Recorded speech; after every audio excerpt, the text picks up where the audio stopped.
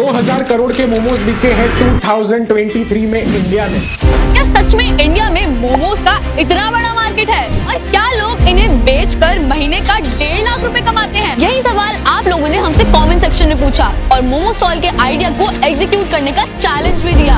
और फिर क्या था, हमने डिसाइड किया कि हम मोमो का स्टॉल लगाएंगे और देखेंगे कि मोमो वाले सच में कितना कमाते हैं। हम मोमो स्टॉल ऐसी जगह लगाने वाले हैं जहाँ कोई सोच भी नहीं सकता।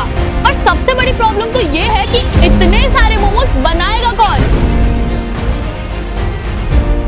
हम दिल्ली से 1400 किलोमीटर दूर मोमोज बेचने जा रहे हैं, पर क्यों? मोमोज बेचकर करोड़पति बनने का ये है हमारा पहला दिन। मोमो स्टॉल लगाने के लिए हमें कोई ऐसा पार्टनर चाहिए था जो मोमोज में एक्सपर्टीज रखता हो। फिर हम मिले सुमित भैया से, जिनकी फैमिली पिछले 15 साल से मोमो का बिजनेस कर रही है। सुमित भैया से मोमो का बिजनेस मॉडल समझने के बाद हमें पता चला कि मोमो के बिजनेस में 60% का ग्रॉस मार्जिन है। अब सुमित भैया के आने से मोमोज बनाने की प्रॉब्लम तो सॉल्व हो गई थी, लेकिन मोमो स्टॉल लगाएंगे कहाँ ये अभी तक नहीं पता था, क्योंकि दिल्ली में मोमो का मार्केट ऑलरेडी अपने पीक पर था। फिर हमने डिसाइड किया कि हम ये मोमोज दिल्ली में नहीं मुंबई में जाकर बेचेंगे। लेकिन क्यों, जानते हैं अगले वीडियो। अब मुंबई वाले वड़ा पाव नहीं मोमोज खाएंगे। मोमोज बेचकर करोड़पति बनने का ये है हमारा दूसरा दिन। मुंबई के मोमोज टेस्ट करने के बाद ये तो पता चल गया था कि हमारा दिल्ली से मुंबई आने का डिसीजन बिल्कुल भी गलत नहीं था, क्योंकि यहाँ के मोमोज का टेस्ट बिल्कुल भी अच्छा नहीं था और ये बहुत बड़ा मार्केट गैप था। पूरे दिन मुंबई के एक कोने से दूसरे कोने तक घूमने के बाद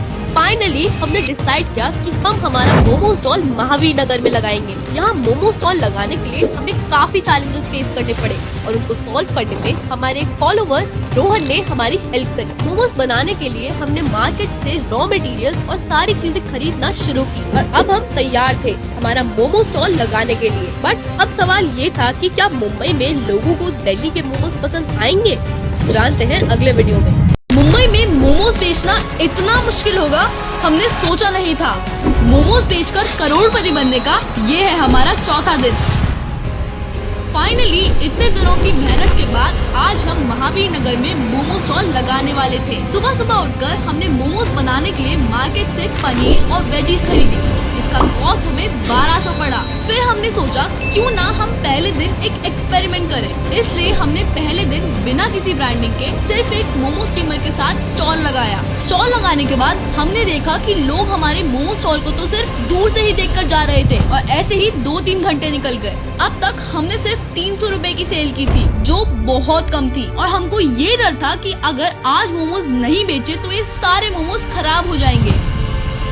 धीरे धीरे कुछ लोगों ने आना शुरू किया और हमने पहले दिन 20 प्लेट मोमोज बेचे, जिससे हमने टोटल 3000 की सेल की और हम बिल्कुल भी खुश नहीं थे। पर अगले 2 दिन में हमने कुछ ऐसा कर दिया जिससे हमने 30,000 के मोमोज बेच दिए। पर कैसे, जानते हैं अगले वीडियो।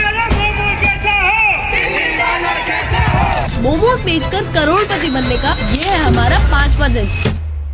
बिना ब्रांडिंग के पहले दिन सिर्फ 3000 कमाने के बाद अब हमको हमारी सेल्स बढ़ानी थी।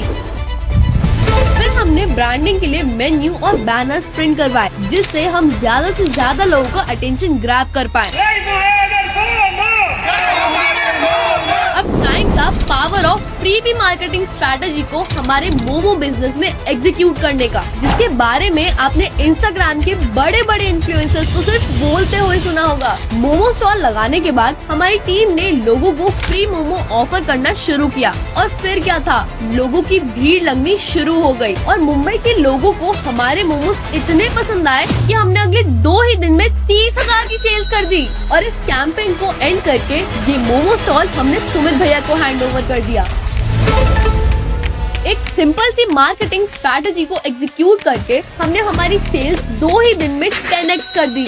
Ideas are nothing without execution and that's why we say कि सोचते ही रहोगे या कुछ करोगे भी।